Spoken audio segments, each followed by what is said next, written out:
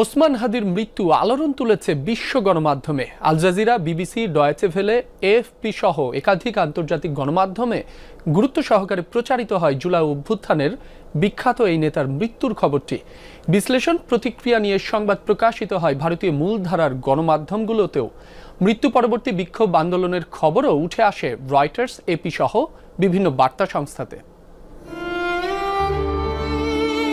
বৃহস্পতিবার বাংলাদেশ সময় 9:30টায় সিঙ্গাপুরের একটি হাসপাতালে চিকিৎসাধীন ওসমান হাদির লাইফ সাপোর্ট খুলে নেওয়া হয়। দেশের গণ্ডি পেরিয়ে মুহূর্তেই তার মৃত্যুর খবর সাড়া ফেলে আন্তর্জাতিক অঙ্গনে, সংবাদ প্রকাশ করে বিভিন্ন গণমাধ্যম।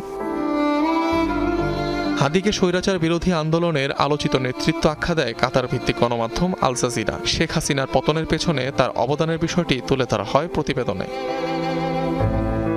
ব্রিটিশ সংবাদ মাধ্যম বিবিসি আর জার্মান গণমাধ্যম ডয়চে ভেলেতেও প্রকাশ হয় ওসমান হাদির মৃত্যুর খবর। এছাড়া এএফপি, আনাদোলুর মতো